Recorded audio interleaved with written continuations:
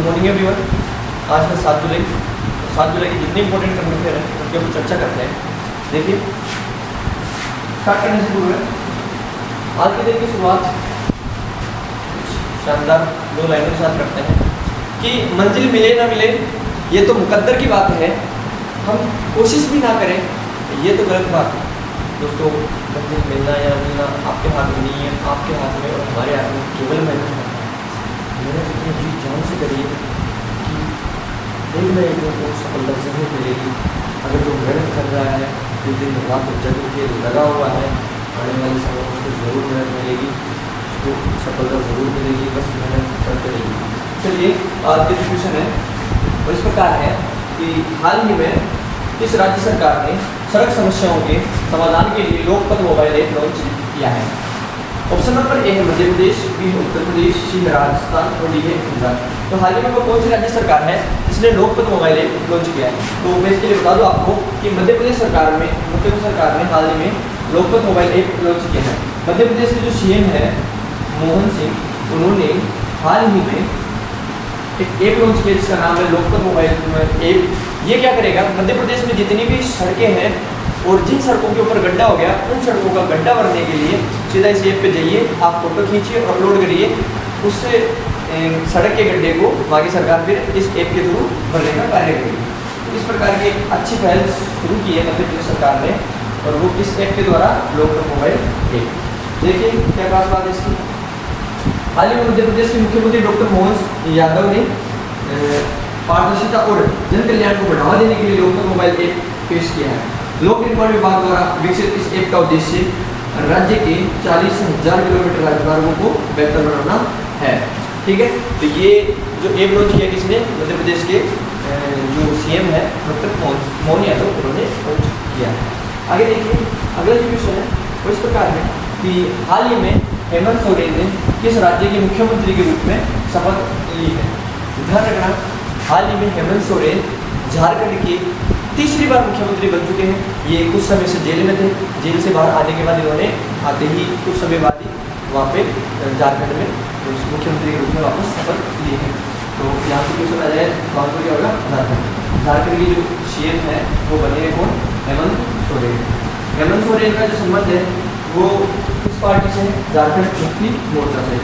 झारखंड मुक्ति मोर्चा के नेता हेमंत सोरेन ने 4 जुलाई 2024 को तीसरे कार्यकाल के लिए झारखंड के मुख्यमंत्री के रूप में शपथ ली। ये कुछ समय से जेल में थे, कुछ आरोपों के कारण अब ये बाहर आए हैं। बाहर आते ही उन्होंने झारखंड के मुख्यमंत्री के रूप में तीसरी बार शपथ ली। ठीक है, आगे चलते हैं। अगला क्वेश्चन है इस प्रकार है कि हाल ही में सर कीर स्टारमर को किस देश का नया प्रधानमंत्री नियुक्त किया गया है?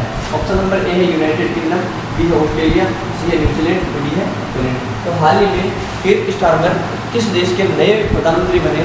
ध्यान रखना, यूनाइटेड किंगडम या ब्रिटेन के नए प्रधानमंत्री बने कौन, कीर स्टारमर। कीर स्टारमर का संबंध किस पार्टी से है? लेबर पार्टी से।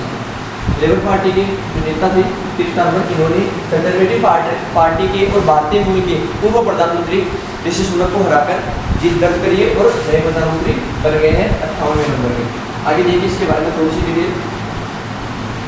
5 जुलाई 2024 को बकिंगम पैलेस में यूनाइटेड किंगडम के सम्राट किंग चार्ल्स तृतीय ने सर कीर स्टारमर को यूनाइटेड किंगडम का नया प्रधानमंत्री नियुक्त किया है। सर कीर स्टारमर यूनाइटेड किंगडम के 58वें प्रधानमंत्री हो गए। अब देखिए, जो ऋषि सुनक थे वो कंजर्वेटिव पार्टी के थे और कीर स्टारमर है वो लेबर पार्टी के हैं। तो यहाँ से इनकी पार्टी भी पूछ सकते हैं। तो कीर स्टारमर का संबंध लेबर पार्टी से है। आगे देखिए अगला क्वेश्चन इस प्रकार है, हाल ही में समाचारों में रहा वर्ल्ड कप किस खेल से संबंधित है?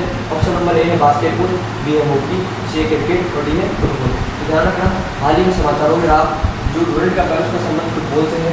यहाँ से कई बार क्वेश्चन पूछा गया है, कई एग्जाम से क्वेश्चन पूछा गया। पिछली एसएससी जीडी ले लो और एसएससी जितने एग्जाम से लो, वहाँ से सीधा क्वेश्चन आया हुआ है वर्ल्ड कप का संबंध किस खेल से है।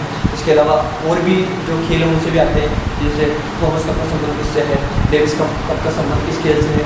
अब देखिए जो वर्ल्ड कप है उसका संबंध तो ऊपर ने देख लिया कि फुटबॉल से है। इसके अलावा जो अन्य खेल हैं उनके बारे में देखते हैं क्या है। ध्यान रखना, वर्ल्ड कप है वो एशिया का सबसे पुराना और विश्व का तीसरा सबसे पुराना फुटबॉल टूर्नामेंट है। इसकी स्थापना 1888 में हो गई थी, भारत में खेला जाता है। तो देखिए वर्ल्ड कप एशिया का सबसे पुराना और दुनिया का तीसरा सबसे पुराना फुटबॉल टूर्नामेंट है जिसे देश भर के शीर्ष भारतीय फुटबॉल क्लब भाग लेते हैं। ठीक है, ये है वर्ल्ड कप। अब इसके अलावा जितने अन्य जो कप है उनके बारे में देखिए, अन्य जो टूर्नामेंट है हर खेलों से। तो सबसे पहले बात करते हैं क्रिकेट की, जैसे Reliance Cup, Roseman Cup, Roseman Trophy, CK Naidu Trophy. इसके अलावा बास्केटबॉल की ओर से William Cup, Bangalore Blues Challenge Cup. इसके अलावा बैडमिंटन थॉमस कप हो गया। मोस्ट इंपोर्टेंट क्वेश्चन आता है यहाँ से कि थॉमस कप का संबंध किससे है? बैडमिंटन से। उसके अलावा अग्रवाल कप, चड्डा कप और दीवान कप, ये किससे संबंधित है? बैडमिंटन। तो बैडमिंटन एक इंपॉर्टेंट खेल है जहाँ क्वेश्चन आते हैं। उसके अलावा फुटबॉल में देखिए कोलंबो कप, मर्केट अम्बर्डेका कप और डुरल कप, ये 3 है फुटबॉल के। इसके अलावा वॉलीबॉल की ध्यान रखना, शताब्दी कप, फेडरेशन कप, इंदिरा प्रधान ट्रॉफी और सेवंती गोल्ड कप, ये प्रमुख किसके लिए? वॉलीबॉल के। इसके अलावा कुछ खेल और हैं उनके भी देख लीजिए। देखिए गोल्फ में ध्यान रखना, राइडर कप, सोलेमन कप और वोकर कप। जो ये राइडर कप है वो पुरुषों के लिए और जो सोलेमन कप है वो महिलाओं के लिए आयोजित होता है गोल्फ में। यहाँ से क्वेश्चन आता है राइडर कप का संबंध किस खेल से संबंधित है? हजारों बार पता नहीं किन किन एग्जाम में क्वेश्चन आया हुआ है, तो ये भी मोस्ट इम्पोर्टेंट है, राइडर कप और वॉकर कप। ठीक है, इसके अलावा तीरंदाजी विश्व कप, मैदान में खेले जाने वाली यानी लॉन टेनिस से संबंधित जितने भी कप हैं ये भी इम्पोर्टेंट है, इनसे करंट क्वेश्चन बनते हैं। तो यहाँ से ध्यान रखना है French open, US open, Australian open, इसके अलावा डेविस ओपन, इसके अलावा फेड कप और वाइट में कप महिलाओं का है।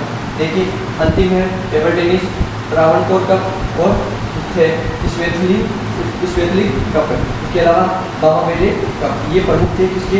टेबल टेनिस के। यहाँ से जितने भी खेल थे जहाँ से क्वेश्चन आते हैं, जैसे स्पोर्ट्स के कौन से कप किस खेल से संबंधित है तो सारे यहाँ पे कवर हो गए हैं, यहाँ से आप देख लीजिए। आगे देखिए, आगे चलते हैं।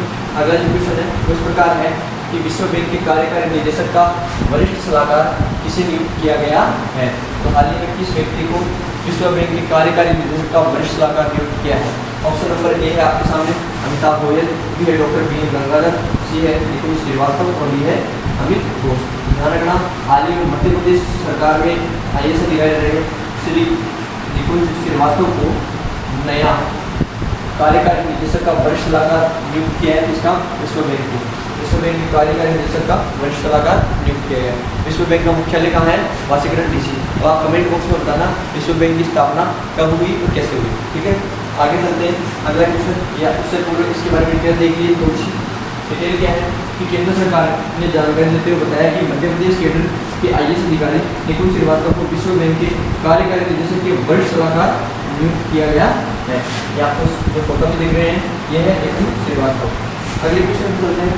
अगला क्वेश्चन है इस प्रकार है, हाल ही में किस दिग्गज महिला अभिनेत्री का 100 वर्ष की आयु में निधन हो गया है? तो कौन सी फेमस एक्ट्रेस है जिनका 100 वर्ष की आयु में हाल ही में निधन हो गया है? ऑप्शन नंबर ए है स्मृति विश्वास, डी है मीना कुमारी, सी है श्रीदेवी और डी है तो ध्यान रखना, हाल ही में स्मृति विश्वास का निधन हो गया है। ये बंगाली, हिंदी और मराठी सिनेमा से जुड़ी हुई थी और एक बेहतरीन अभिनेत्री थी जिनका हाल ही में निधन हो गया है। लंबी बीमारी के कारण इनका 100 वर्ष की आयु में निधन हो गया है। आगे देखिए इसके बारे में डिटेल थोड़ी सी। अभिनेत्री स्मृति विश्वास का 3 जुलाई को 100 वर्ष की आयु में निधन हो गया है। ये बंगाली, हिंदी और मराठी फिल्मों में अपने काम के लिए जानी जाती थी। तो आपको जो फोटो में दिख रही है ये है स्मृति विश्वास। आगे चलिए अगले क्वेश्चन की चर्चा करते हैं। अगला क्वेश्चन है, अब देखो आज जितने इंपॉर्टेंट क्वेश्चन बनते थे वो यहाँ पे समाप्त हो जाते हैं। अब हेडलाइन से क्वेश्चन बनने की संभावनाएं होती है। तो आज की जितनी भी न्यूज़ समरी है तो यहाँ पे देखिए कि हर वर्ष 6 जुलाई को दुनिया भर में विश्व यूरोसिस वर्ल्ड यूरोसिस डे मनाया जाता है। दूसरा, लेबर पार्टी, ये इंपॉर्टेंट है, लेबर पार्टी के नेता कीर स्टारमर को आधिकारिक रूप से ब्रिटेन के नए प्रधानमंत्री बन गए हैं। कीर स्टारमर ब्रिटेन के 58वें प्रधानमंत्री बनी गए हैं। इनका संबंध लेबर पार्टी से। आगे देखिए भारतीय मानक ब्यूरो BIS, ठीक है, ने स्टेनलेस स्टील और एल्यूमिनियम के बर्तनों के लिए ISI मार्क अनिवार्य कर दिया है।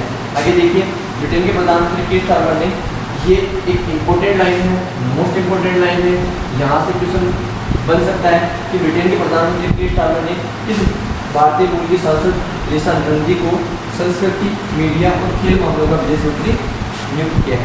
यहाँ से क्वेश्चन आ सकता है कि ब्रिटेन के नए प्रधानमंत्री बने कीर स्टारमर ने किस भारतीय मूल की महिला को संस्कृति, मीडिया और खेल मामलों का विदेश मंत्री नियुक्त किया है? तो वो कौन है? रिजा मंडी। ठीक है, आगे देखिए स्पेन और France euro cup football tournament के सेमीफाइनल में पहुंच गए हैं। हाल ही में यूरो कप चल रहा है जो फुटबॉल से संबंधित है, इसके सेमीफाइनल में स्पेन और फ्रांस पहुंच गए हैं। भारतीय रक्षा मंत्रालय को कांगो लोकतांत्रिक गणराज्य के बीच पहली सचिव स्तर की बैठक नई दिल्ली में आयोजित हुई।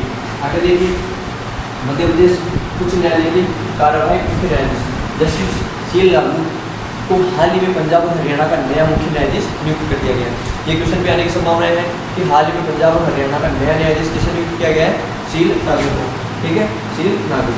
आगे देखिए जामिया मिलिया इस्लामिया जो यूनिवर्सिटी है दिल्ली की, उसने रक्षा मंत्रालय की पुनर्वास महानिदेशालय DGR के साथ समझौते ज्ञापन पर हस्ताक्षर किए हैं। ये इंपोर्टेंट क्वेश्चन है जो पढ़ने भी पढ़ा है कि मध्य प्रदेश के मुख्यमंत्री डॉक्टर मोहन यादव ने लोक निर्माण विभाग द्वारा तैयार लोकपथ मोबाइल ऐप का शुभारंभ किया है। अंतिम बात, India bull housing finance limited ने अपना नाम बदलकर सम्मान कैपिटल लिमिटेड कर लिया है। तो आज ये जितने भी इंपोर्टेंट करंट अफेयर बनते थे तो यही समाप्त होते हैं, और जितनी हेडलाइन थी तो यही समाप्त होती है। कोई भी डाउट रहता है आप कमेंट बॉक्स में लिख सकते हैं। धन्यवाद।